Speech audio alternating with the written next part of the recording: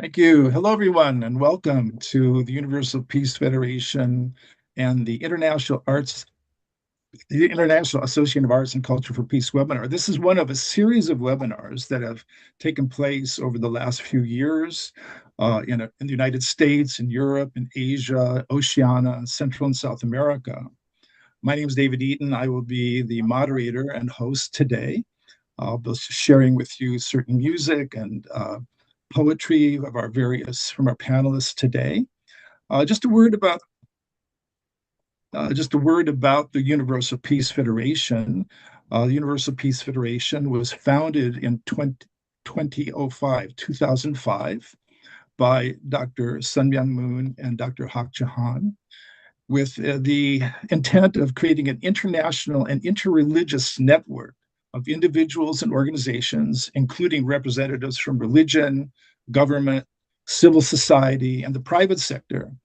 And it is dedicated to achieving world peace. That's the ultimate goal.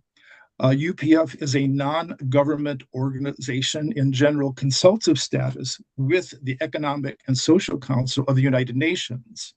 And UPF supports the work of the United Nations, particularly in the areas of interfaith peace building, peace education, and the strengthening of marriage and family.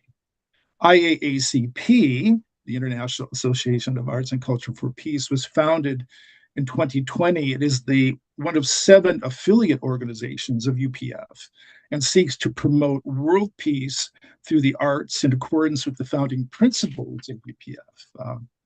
As many of you know, I've been a professional composer and conductor and author over the years. My background is in music. I just spent 8 years overseas in South Korea as artist in residence for the Hyojeon Cultural Foundation as the music director. And our theme today is cross-cultural give and take between different artists or different cultures as a way to build bridges for peace. And all the artists who are on our panel today have had extensive experience in this. So we're going to be hearing from them, some of their music, some of their poetry. But first, I want to begin with a short video. The IAACP, as I mentioned, was founded 5 years ago, but there's a long history of over 60 years of various arts organizations that our founders have either founded or supported that have led us to this point. So their goal was to use art and music to develop diplomacy and interreligious cooperation. So we have a short video which gives a retrospective of their efforts and the various organizations that they've founded and supported for this goal. So we want to show that video to begin.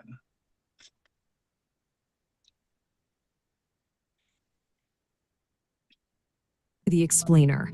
Today, we're going to talk about something really fascinating, a story that spans 60 years, all about how art and culture became these incredibly powerful tools for peace.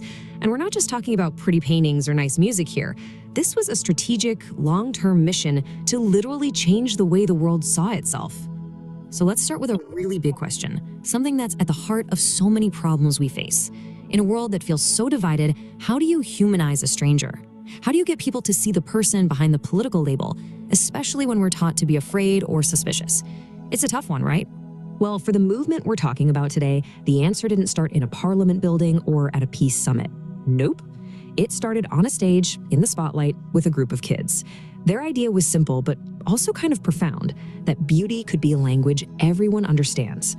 And that journey, over all those years, eventually led to the creation of the IACP, an organization that's now working right alongside the United Nations. But to really get what they're doing today, we have to go all the way back to the beginning, to see how this huge cultural forest grew from just one tiny seed. Okay, let's dive into part 1. Our story kicks off back in the 1960s. It was a really tense time around the world, and for a lot of countries, what other people thought of you, well, that could mean everything. So you gotta remember, back in 1962, when most people thought of Korea, they thought about war, hardship, division. The vision behind The Little Angels, this new children's folk ballet, was to completely flip that script. They wanted to show the world not geopolitics, but civilization, not division, but refinement and a deep, powerful sense of cultural dignity. And you know what? it worked. It worked unbelievably well. Almost right away, this small dance company found itself on the biggest stages of cultural diplomacy. We're talking a performance for President Eisenhower, a royal command performance for Queen Elizabeth II, and by 1973, they were at the UN headquarters. They were literally dancing their way into the hearts and minds of world leaders. Okay, so that brings us to the 1970s. And this is where things really start to take off. That single seed of an idea, it didn't just grow. It started sprouting all these different branches, expanding way beyond its original form into this whole cultural ecosystem. And what's just wild is how fast this all happened.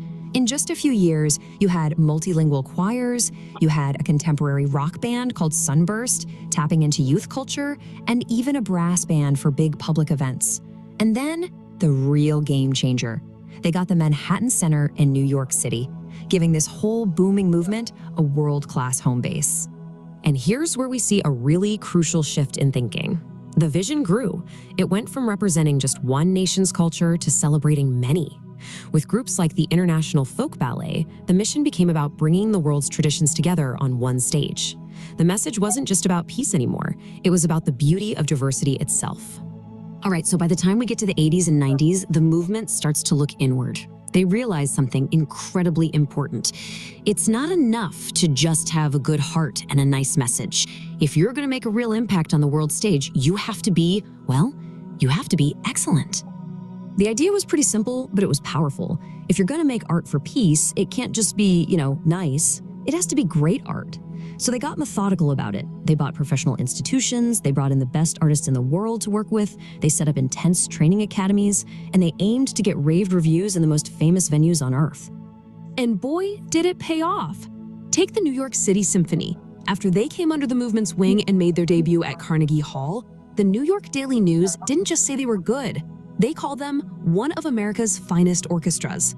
That's the kind of validation that changes everything. And this wasn't a one-off thing. They kept pushing for that global standard. When they founded the Universal Ballet, they didn't just hire good teachers. They went out and partnered with Oleg Vinogradov, a living legend from Russia's Kirov Ballet, to make sure their dancers were trained to the absolute highest international level. And this is so important because it shows they weren't just thinking about tonight's performance. They were building something that would last. Founding the Kirov Academy of Ballet in Washington, D.C. was a huge deal. It was a massive stamp of artistic legitimacy, and it created a pipeline of incredible talent for decades to come. So fast forward to today. All these different streams we've been talking about, the diplomacy, the diversity, the absolute commitment to excellence, they've all flowed together to create this incredible global cultural forest, all dedicated to peace. And it all comes together on this one date, November 22nd, 2020. This is when the International Association of Arts and Culture for Peace, the IAACP, was officially launched. But really, it wasn't a new beginning. It was more like the grand finale of almost 60 years of hard work. So you shouldn't think of the IAACP as something brand new. It's more like a new roof for this whole incredible 60-year-old structure. It brings everything under one umbrella. The grace of the Little Angels, the energy of Sunburst, the world-class authority of the New York City Symphony, the rigor of Universal Ballet, all of it. And today, what they're doing fits right into the biggest conversations happening on the planet. Their work directly supports the UN's Sustainable Development Goals, things like quality education, building peace and justice, and of course, creating partnerships to get it all done. And make no mistake, this isn't just a history lesson. This is happening right now. Just this year, on January 23rd, members of that very same New York City Symphony were back at UN headquarters, performing and continuing the exact same mission that started all those years ago. So what's the big takeaway from all this? I think it's pretty clear. This 60-year journey proves that art isn't just some nice decoration. It's not a luxury. It's a functional, powerful, and deeply practical tool for diplomacy and for real human understanding. Which leaves us with one last question to chew on. In our endless search for political and economic solutions to all the world's problems, maybe the most practical tool we have, the one that can actually move the human heart and humanize the stranger, maybe it's been beauty all along. And maybe it's a tool we just can't afford to ignore. Okay, class. Who would like to do problem 3 on the board? Okay, thank you. Yes, it's something we cannot ignore.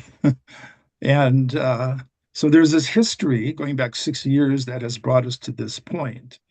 And there was a reference in the video to an international choir, the New Hope Singers International, which was founded in the early 70s. And we're delighted to have with us one of the co-founders of the New Hope Singers International, Randolph Remmel. Randy was very instrumental, but as a choir, so maybe he was very choristal as opposed to instrumental in bringing the choir to international prominence. And he just published a book, which is a history or a recollection of his time with the choir, the New Hope Singers. The book is called If Love Could Sing.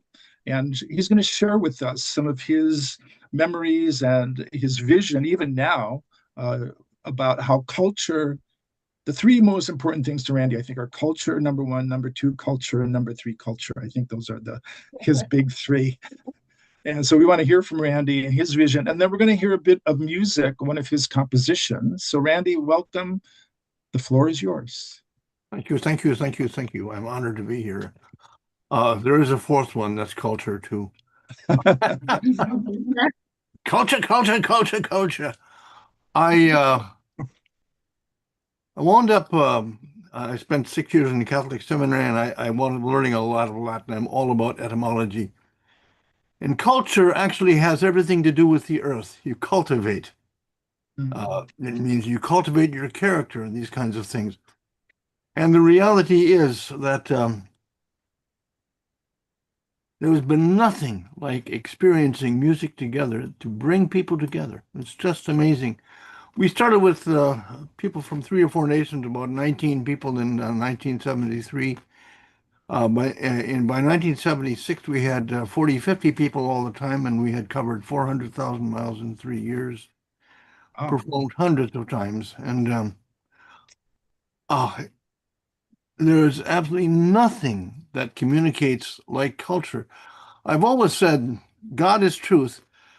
God and truth have a hard time finding their way into language and getting out of language. It never works. It's what cultivates people is your feeling. It is always your feeling. I have never forgotten certain things. I'll tell you a couple of completely marvelous experiences that I think you'll enjoy about the way in which people were reached by culture without anybody's even trying. One was a rather curious adventure in a Japanese bath. We were over in Tokyo, the singers were there. We walked about a mile one evening to where the Japanese bathhouse was. I don't know if you've ever been to a Japanese bathhouse, but what happens is there was a lady taking tickets at the front, and behind her there was a wall all the way to the ceiling, front and back of the building, except there was about a foot or a foot and a half of space between the top of the wall and the ceiling. On the right side, the men went and disrobed, stored their clothing, washed themselves, jumped into a very hot pool, about 20 feet in diameter. The same thing happened on the opposite side where the women prepared themselves and were soaking afterwards as well.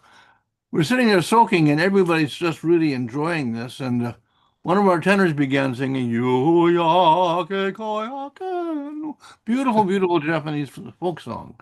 Everybody loves it. A baritone, Sebastian Huemer, came in with the baritone part. Next thing you know, the women on the other side are hearing it, and we've got 4 parts going across the wall. It was astonishing. It was like it was magic, and nobody conducted. They stayed together with all feeling. And by the time it was finished, all those Japanese people just stood there and sat there and stared. But it was an amazing experience. Everyone was reached. Nobody tried. The other truly astonishing experience that is comparably memorable for much more serious reasons still was performance in which we participated on Yoido Island in Korea. 1975 was a very nasty time for Korea because the North was planning to stage another invasion on the 25th anniversary of their first one. There were invasion tunnels under the border, and they were ready at a moment's notice to send huge tanks roaring through there and coming on the other side and killing everything that didn't move. It was very, very tense time. The founder established a rally for Korean freedom.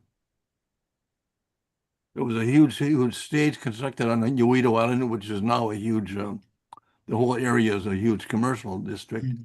At that time, a temporary stage was constructed, and the singers and the Korean folk ballet and a bunch of other performers came as well. And there were 1.2 million people standing out there. 1.2 million out of doors, all waving Korean flags. There were representatives from 60 nations that took the stage and said, "Don't you dare, North Korea." And we wound up singing to conclude the program, "We long for unity." Since Korea was divided, it's become a virtual national anthem. We sang that, and everybody waved flags, and many, many joined. And at the end, it was a tremendous, amazing conclusion to that rally. The next day, the founder had called everybody, must have been 1,000 people, to a place called Changpyeong, just a couple of buildings in the countryside. And he referenced the old Korean tradition of understanding that when the trees go brown at the top, the upper leaves go brown, there's war in the air. They had been brown. The next day they were green. And he said, springtime has come to Korea. I'm telling you, people were just exceedingly moved. None of us will ever forget that. We know God works through the arts, period. I have come to this conclusion very, very decidedly and very gradually, but it's my very serious conviction. Thank you for this opportunity. Thank you. Yeah, sure. Or if you want to get the book, have you got it to show there, dude? We'll get it up here in a minute, but yeah, okay. The book is called "If Love Could Sing." It's a historical representation, a chronicle of Randy's work with the choir. But we're going to hear one of his songs now. Actually, Randy, why don't you just give us a minute or a few seconds on the song we're about to hear? It's a song I wrote in New York when I worked in advertising. I knew a young woman by the name of Lily Schiffman. She worked on the account side of the M&M Mars business. I worked on media. We didn't know each other well, but I liked her and I liked her name. So I wrote for Christmas a nice Jewish Christmas song. "A lily grows in the fields of home." And she liked it. Anyway, you can hear it. A beautiful soprano that did it for me and a fine accompanist. Okay. So we have a nice music video of this tune.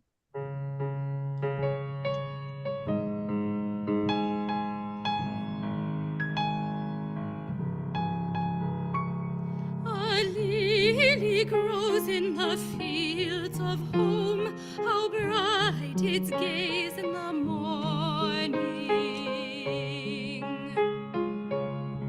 Through clover-lit hills how I'd whistle and roam on so many days in the morning. I was a friend to the oxen and owls. Trees told me secrets of life. My lily and I and the beasts and the fowls were one on the young Sabbath morning. There among valleys my trials were few, where lilies and rivers were all that I knew. The blue eyes of summer looked on as I grew. How tender my life in the morning.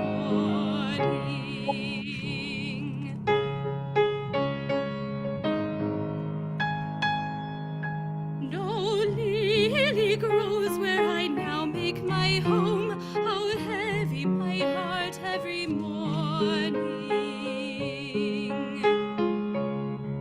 My world is a clutter with concrete and chrome. I'm no more a child in the morning. Chill winter sidewalks are all that I see. Men are struck cold without warning. Children and women and men can't agree. with strangers to love in the morning. Here among alleys the solitude grows, where broken old men stagger out through the snows. The cold eyes of winter, observing their woes, are not as the sun in the morning.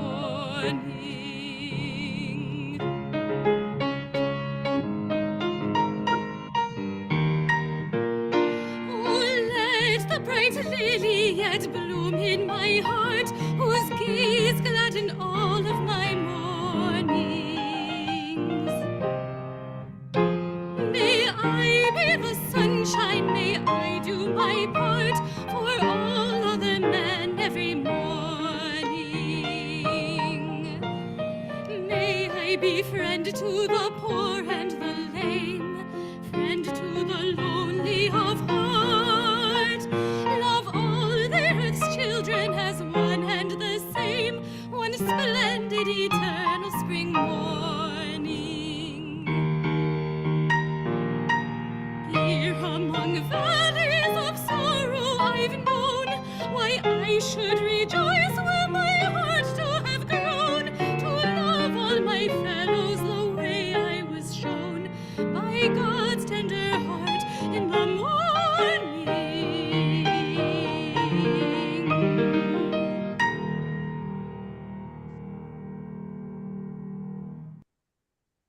Thank you very much. I love that line. May I be the sunshine, right? May we all be the sunshine. Thank you, Randy, for your song and the historical retrospective here on the New Hope Singers, one of the early pioneers of the performing arts in our movement. Thank you very much. The book is all Next, about the people who did this. Go ahead, sir. Thank you. yeah. Okay, our next presenter, Jennifer Jean. I've known Jennifer for a number of years. She's a very talented poet and author.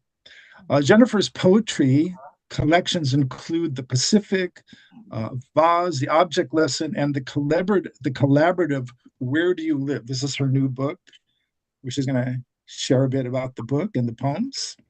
She has also co-translated I Drag My Sorrow by His Collar by Hana Ahmad Jaber, and has edited Other Paths for Scheherazade, an Arabic English anthology of contemporary poetry by Arab women.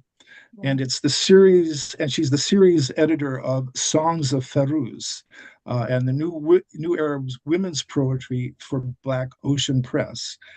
She is an organizer for the Her Story Is collective and is a faculty member at Solstice Master of Fine Arts at LaSalle University in Boston. And she is the senior program manager of fine arts and the work center there. So she's quite prolific. So I'm grateful. Again, she's been working with poets and artists in the Middle East. So she's going to share with us about her experiences in this cross-cultural endeavor in her poetry. Jennifer, thanks for being here. Thank you, David. Thanks so much for your invitation to participate in this panel. I'm very excited to be here. I'm going to read a prepared statement. I don't always do this, but I wanted to make sure I said everything I wanted to say. So I prepared something that I adapted from an essay which was published on the Poetry Foundation website. So if anyone wants that link, I can share it later. You put in the chat. Yeah. Okay, yeah, I'll put it there later. Thank you. So today I'm going to talk about, as David said, my collaborative poetry collection, which is titled Where Do You Live? The title is superficially a polite question traded by strangers. But for me and my co-writer, Hana Ahmed Jaber, as two poets living an ocean apart, who have never met in person, and who do not share a language, it's a question that's been key to our getting to know each other as we communicated via Facebook Messenger, WhatsApp, Google Docs, Zoom, she in Arabic and me in English. Our book and our friendship grew out of this question as we utilized the power of art to challenge ourselves to consider deeper things like where we live in our memories, nightmares, longings, souls. So Hana and I were supposed to meet in 2017 in Dubai, along with about a dozen other women artists, writers, and translators from the United States, where I'm from, and Iraq, where she's from. at a retreat sponsored by the Her Story is Collective, which is a peace building and cultural exchange collective. I was invited to join because I taught poetry workshops to human trafficking survivors and had published a collection exploring trafficking and objectification in the United States. And many of these Iraqi participants had worked with and written about trafficked women from the Yazidi community in their country. So I accepted the invitation to join, in part because of memories from my college days when I'd participated in several Bridges of Peace ceremonies hosted by the Women's Federation for World Peace. And in each of those ceremonies, if you're not familiar, I would walk to the center of a small makeshift bridge where I would meet and embrace a woman from a former or current enemy nation of the United States who would cross the bridge from the other side. And every time I did this, I cried. So that to participate in this conference. So I knew that Hannah would be the only other poet present there at that conference, and that we would be meeting as if in the middle of a metaphorical bridge of peace. But Hannah wasn't there when I arrived. Her travel had been restricted at the last minute and she couldn't attend. And she missed so much. In addition to spending time together sightseeing and sharing culinary dishes from our respective cultural traditions, we attended each other's presentations on a full range of forms of artistic expression, from documentary filmmaking, collaborative playwriting, oil painting, portraiture, all kinds of arts. And I led a session on ekphrastic poetry. So I arrived home from Dubai, heady with the wonder and of what I had experienced, and determined to find a way to create art that would bridge cultural divides. And what I ended up doing is I reached out to Hannah through Facebook Messenger and asked if she'd like to work together on an experimental co-translation project, perhaps a poem series or maybe a book. Our exchanges were a bit scattershot at first because she speaks very little English. She speaks more English now. And I did not speak any Arabic, and I still speak no Arabic now, unfortunately. Eventually, we were introduced to University of Basra professor and linguist Tamara Alati, and later to Tamara's protege and student Warek Case. And both of those women became our interpreters, Hannah and my interpreters and translators, and made it possible for us to truly collaborate. So through our facilitated conversations and co-translations, we tried to get to know each other on a deep level, to learn about each other's childhoods, what motivates each of us to read and write poetry. As well, we learned early on, besides poetry, that war binds us, both of us having wrestled with the emotional wounds that are its after effects. So my life has been stained by my father's participation in and mental debilitation due to the Vietnam War. And for her part, she has told me, I've lived through many wars. And what she meant by that is that when she was living in Mosul, various factions of folks were precipitating war would, I don't want to go into that too much, but she experienced it not just from the Americans, but from other factions. So she lived through many wars, and it wasn't always easy for her to talk about this subject matter, but she did write about it. So after each of our conversations, we took turns writing a poem. So when Hannah wrote a poem, she'd send it to one of the translators first, who'd create what's called a trot in English. Basically, it's like a raw English version of the poem. And I'd comb through it, make corrections, beautify the English with an eye towards best words, images, sounds, and lines. And I try my best to stay true to Hannah's intention, so not alter it too much from what she was actually trying to say. And I'd compile questions, and then I'd meet with one of the translators to make sure I'd understood the poem thoroughly. And sometimes we'd bring Hannah back into that discussion, and I'd ask all kinds of questions, and we'd have like a conversation about what she was talking about. So we weren't directly talking about things like war, except through the poems. I would have to ask her what she meant by certain things there, and I got to know her in that way.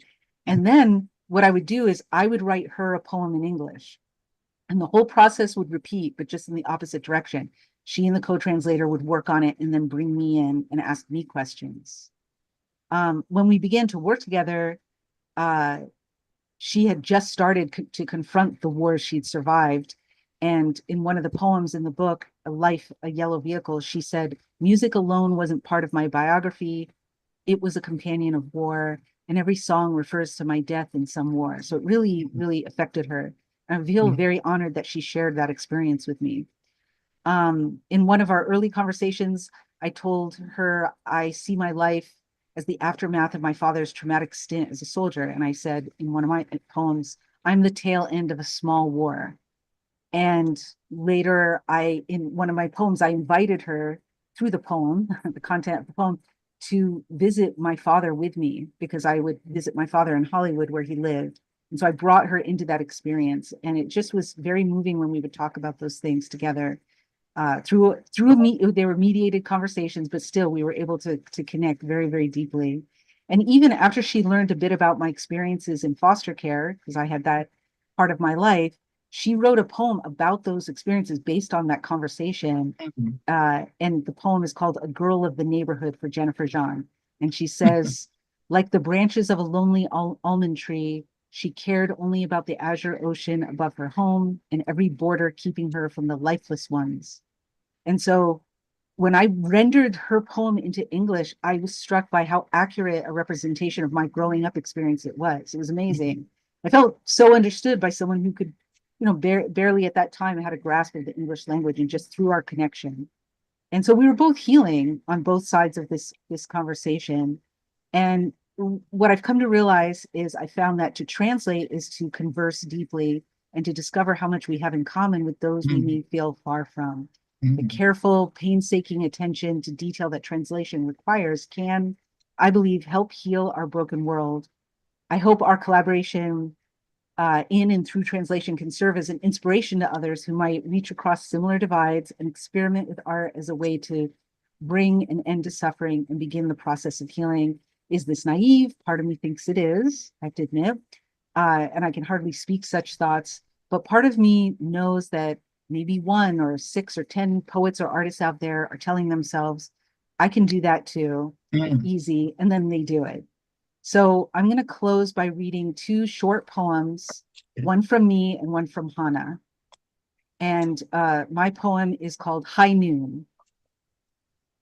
And did I tell you, Hannah, American history is wrapped in film. We watch our gunslingers meet when the sun is directly overhead, so the gunfight is fair.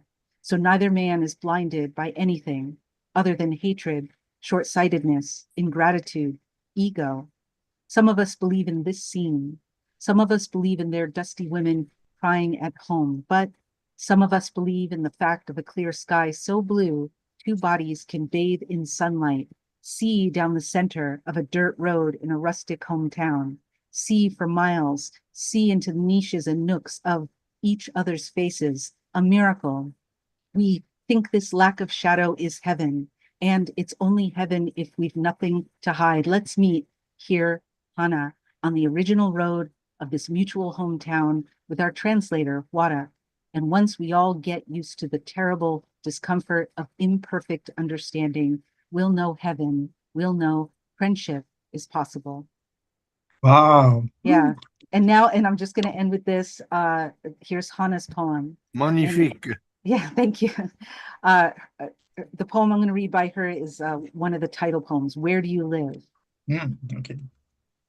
I don't know the name of the first war that birthed me. Perhaps no one recorded it. Perhaps the Tigris witnessed it. Alone knowing every direction, alone remembering the myths and the facts, attending its flow since forever. I live here in the north, where memory is bloody sorrowful, where I belong to the river and stand on one bank, one eye open, staring at the ruins of the old city decaying, whispering, "O God of old alleys, protect us from the next war." Here I am, watching the Shamshgate reanimating the walls of Nineveh, the statue of Abu Tamam waving to arrivals, the bridges connecting the lungs of the city, the clouds eager for rain, unobscured by smoke, the river rushing without bodies of war to stop it, and many more sidewalks and other things breaking news can't mention, nor rehab for PTSD, nor reports from the BBC or CNN, nor any channels. Yes, I live here. While my other eye is closed, hiding dreadful war scenes, with nothing to help me form a description, not grandmother's tales, nor children's dreams, not poetry festivals, nor literary criticism, nor horror movies, not UN reports, nor history texts. No sentence in any language could bear the weight of that terror. Here, I feel my eyes swelling with it all, carrying the archives for future generations. And here my face swells too, my arms, my torso. Oh, I'm here, embracing myself, swelled again and rising. I think I fell upwards as usual. Now, Jennifer, you may wonder, who are you? What is your hometown? And I'll answer immediately with one eye still closed. We are the two eyes together forever. Beautiful. Thank you. Bravo. Thank you, everybody. Bravo, bravo. Very nice. The book, Where Do You Live? Probably available on Amazon and other places, right? Yes. Where do you live? So deep, so profound, Jennifer. Thanks so much for being with us and sharing. Very great example of cross-cultural interface, bringing people together from diverse cultures in a harmonious way. Very inspiring. Thank you. Okay, our next panelist is an old friend. Not that she's so old, but we go back about 30 years. Lale Nader, and we've collaborated on a number of songs and projects over the years. She was commissioned as an ambassador for peace by Universal Peace Federation in 2009. She has sung at a number of our events, including the Peace Rally at Dag Hammarskjöld Plaza back in 2003. She was on stage performing at the Peace Starts With Me rally that we had at Madison Square Garden. And I'm going to begin by sharing a song that we wrote together back in 2004. And this was during the time of the Middle East Peace Initiative. And a number of songwriters wrote songs about peace and interfaith cooperation. And we made an album, I don't know if you see that, called Heart to Heart. And there are, again, a number of songs by different songwriters, including a song by Senator Orrin Hatch, believe it or not. Who knew he was a songwriter, but it's on the album. But as we were finishing the album, I realized we didn't have a title song. There was no song called Heart to Heart. And these were the Heart to Heart rallies. So I called Lale and I said, maybe we should write a song together, Heart to Heart. So we collaborated. She wrote some of the words, I wrote some of the words and the melody. Came out very nice, which expressed the sentiment of what we were trying to do through the interfaith rally, heart-to-heart rallies in Israel between 2003 and 2012. So we have a short music video of the tune. We'll hear the song, and this is Lale's beautiful voice. You'll hear. Okay. Thank you.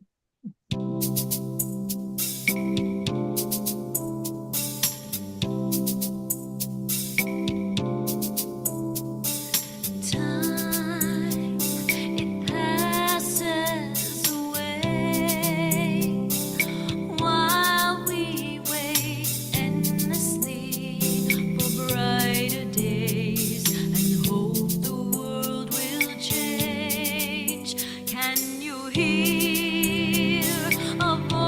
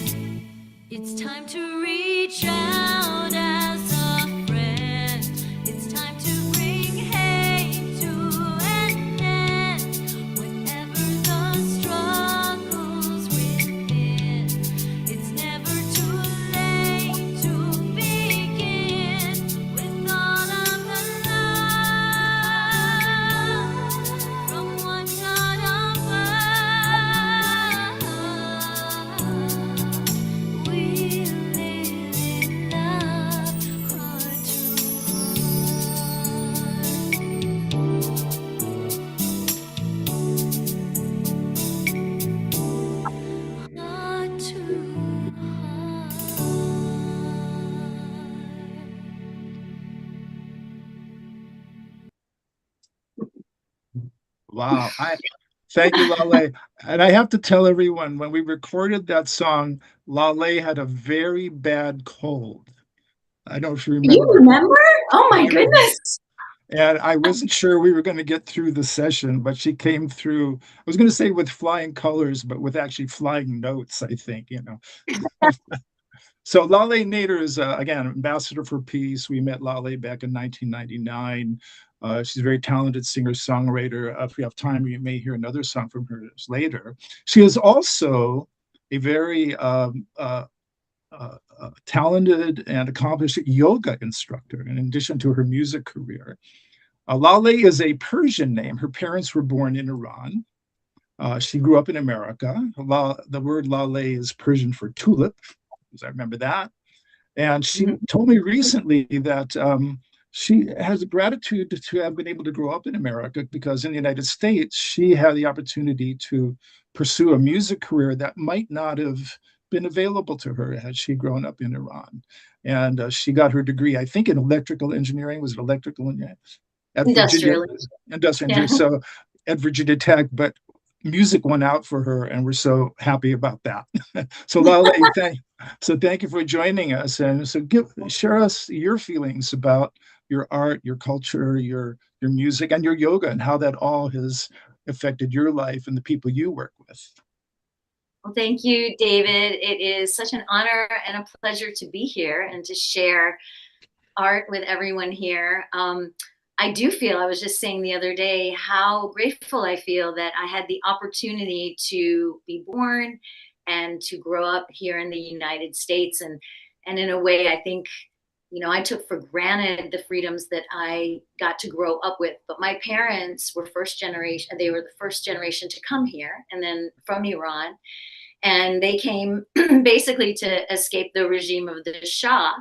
And as you may or may not know, singing for women was not looked upon as good in any way in That's Iran. right. In general, you were only really supposed to sing religious songs, and if you weren't, you know, singing that as a woman, you really weren't supposed to sing at all. So, coming to the United States, also my mother was not allowed to sing when she was growing up at all.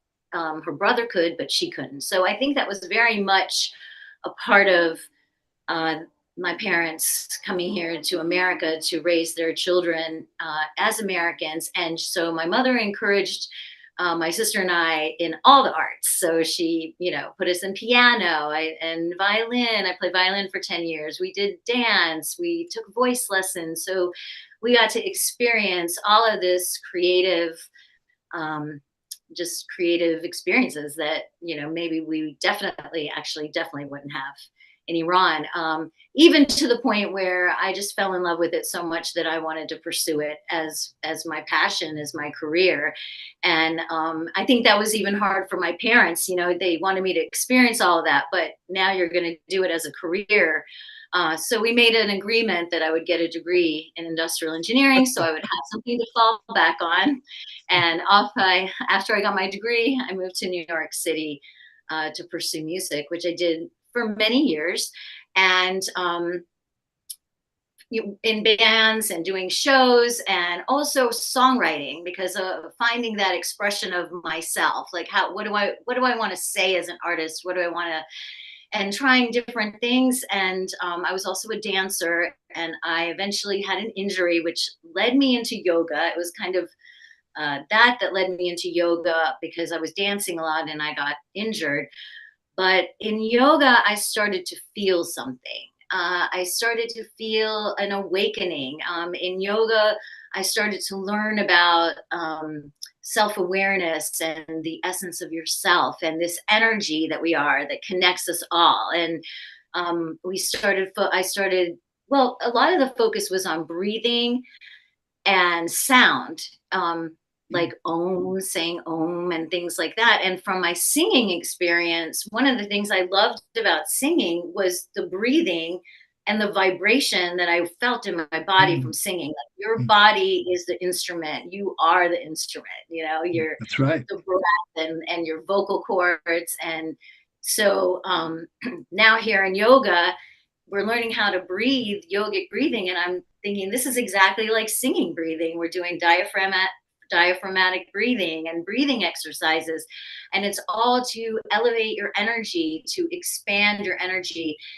And a lot of what happens is yoga is very communal. Even though you might be practicing by yourself on the mat, you are in the company of other people who are on the same journey to be healthier, to be more calm, to be more peaceful. And the more and more this was awakening within me, I wanted to share it with other people. I think I've taught music and dance, and I think when I experience something, I really want to share it. Like that's what makes it fun, is like you learn something and then you can share it with others. And so I started to really write more about unity, about I wanted to have a bigger vision for what my music could do. And I actually, about a year after I recorded an album, and I guess I also have to say it was about coming together of cultures as well, because the yoga, I mean, yoga is built in the Eastern culture, like Buddhism, Hinduism.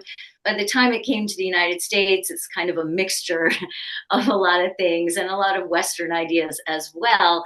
But the idea of unification, I mean, yoga means union. So it just, that says it, right? Yoga means Right. union. So how do we connect? How do we vibrate together? And so a lot of that started to come out in the lyrics of my song. But also I was learning these Indian chants. There was a whole section of yoga called Bhakti Yoga, which is devotional yoga. So, and in chanting, it's not really so much of a performative experience as a group vibrational experience. So, you might be chanting old like Sanskrit verses, but really what you're chanting, if you translate into English, is, like honoring the moon and the sun and the stars, and and the energy and the creator, and just different ways of saying that same thing, but ways that we can all do it together. And so that added kind of a whole new element to my music, where I wanted to include everyone. So it's not just an observational thing where, okay, I'm singing and performing and you can observe me and we can all experience it together, but also we can all just let it go and just sing these verses together or sing some music together. And it can be just like being in an old-fashioned campfire or a gospel revival. It's just, it's how we come together. So now a lot of what I'm doing is kind of bringing it all together. So some of the performative experience with group chanting and singing, which we call kirtan in yoga, when we come together and do that, as well as maybe some movement and things like that. So that's kind of how it's grown into where it is now. And actually, I was going to mention that on the solstice in North Hero, Vermont, if you happen to be in that area, I'm performing with two other wonderful people, a guitar player and a percussionist, and we call ourselves Heartshine. And we do community events like this. So it's a wonderful way to come together. So that's going to be on the solstice. And there may be some other things coming up, and hopefully maybe even another album. But for now, Cool Revolution is the album where I tried to bring together the Persian music, things, some chanting, because even in the Indian culture and the Muslim culture, they have conflicts. So I put the music together, put the words together. So it's really a mixture of bringing cultures together and also music traditions together. So it's a world music album, some pop American, but also with Middle Eastern flavors and some tribal beats and some dance and electronica and things like that. Very, very cross-cultural, yes. Very cross-cultural. Which is exactly, and I love the fact you mentioned that yoga means unity or union, right? Union, mind and body unity, but also that our union with each other, hopefully harmoniously. Well, thank you, Lale. It's like to have enjoyed having you. We have just a few more minutes left. We want to finish with a couple musical things. One of them, we have another video here. As some of you may know, I did a collaborative effort with an Israeli singer, David Dor, who's a very famous Israeli singer. We sang at a number of our interfaith events, excuse me, and we eventually composed music together and created a CD called Hallelujah, Songs of David, with the theme Peace, Shalom, Salam Alaikum, where we were trying to bring unity between the Christian faith, the Islamic faith, and the Jewish faith. We composed music together, and we've performed this music several times in concert. And we have a short video of one of the movements from the Hallelujah cantata, which this was the world premiere that took place in May of 2007 in Belgrade, Serbia, of all places. It was televised. So this is one of the movements that's called the Hope of All Ages. And you'll hear the lyrics, peace, shalom, salam alaikum, as part of the theme. And the hope of all ages is the hope for peace. So we have that video. Okay. And you'll see David and our sister Seiko Lee singing here.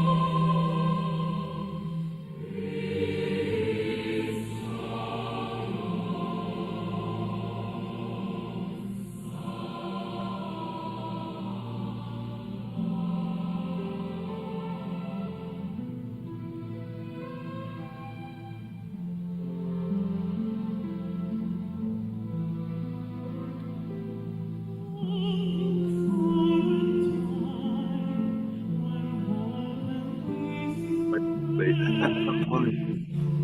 wait, my copy, yes.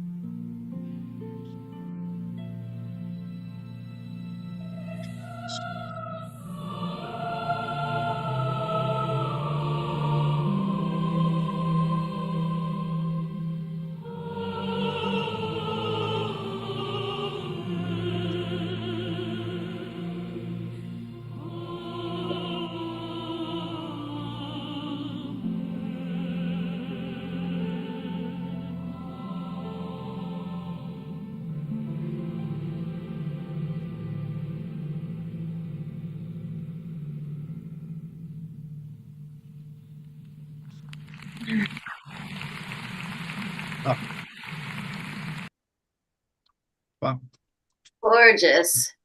Hard to believe. Gorgeous. Thank you. It's hard to believe that was 20 years ago, but it was, so thank you. EJ, how much time do we have here? Do we have to wrap up at a specific time? Yeah, you can go ahead. Okay, well, one more song, okay? Lale from her album, Cool Revolution, available. It's available on Amazon and Spotify. And she wrote a song called Sacred Circle. And one of the key lines was one love, one heart, together we unite. And it's kind of this contemporary electronic hip hop kind of pop style, but the words are extremely beautiful. So it's from her album. Can we? I sent you the file. You have the file? Here we go. Let's join our hands in a prayer for peace. We visualize how this world could be. One love, we each form a part. Lovely, you can sing along with us here. Around our hearts. With every breath, Lip sync. give me life. With everything you say, you give me sight. With every song you sing, you make me hear. Every thought of love releases peace. There's a sacred circle round our hearts. In the prayer of peace is where we'll start. There's a sacred circle in each life. One love, one light. Together we unite. We join our hands from different languages, different lands. We join our hearts and truly know that's where it starts. We give, we receive. Together we will grow. We give to the world with our hearts and souls. And when you smile, you bring me light. When you share your soul, you make me wise. In each summer's breeze is God's embrace. Heaven on earth in everything. There's a sacred circle round our hearts. In the prayer of peace is where we'll start. There's a sacred circle in each life. One love, one light. Together we unite. There's a sacred circle round our hearts. In the prayer of peace is where we'll start. There's a sacred circle in each life. One love, one light. Together we unite. We join our hands, and I know that we understand that when we join our hearts, miracles are about to start. We come together, connect and unite, in invocation of love and light. There's a sacred circle round our hearts. In the prayer of peace is where we'll start. There's a sacred circle in each life. One love, one light. Together we unite. There's a sacred circle round our hearts. In the prayer of peace is where we'll start. There's a sacred circle in each life. One love, one light. Together we unite. Woo! Woo! I love that line. One love, one light, together we unite. Nice. So that should maybe be the sub motto of IAACP. Yeah. So we're grateful for Jennifer, for Randolph, for Lale, for joining us. Again, this is a series of webinars that we've had. I'm planning another one very shortly which is going to be focused on mentoring our next generation artists, some of our younger artists. And we're going to feature some of our young, talented artists who've been working with us. So I'd like to thank again everyone who joined us today on the webinar, for Taj Hamad, the international director of UPF, Michael Jenkins, who's the North American director, Kaylee Moffitt, also the United States director of UPF, and for the different people, EJ Rapata, who set up the tech for us. We're so grateful. I sweat the tech more than anything else. So thank you, EJ, for helping out. Thanks again to Lale, Randy, and Jennifer. And going forward with one light, what's the word? Love, one light. Together we unite. We unite. Okay. One light. Yeah. Thank you very much. That's right. Very good. And also check out the books, Randy's book, If Love Could Sing, and Jennifer's book, Where Do You Live? And my book, What Music Tells Me, all available on Amazon.com. Okay, thank you very much. See you next time. Thank you.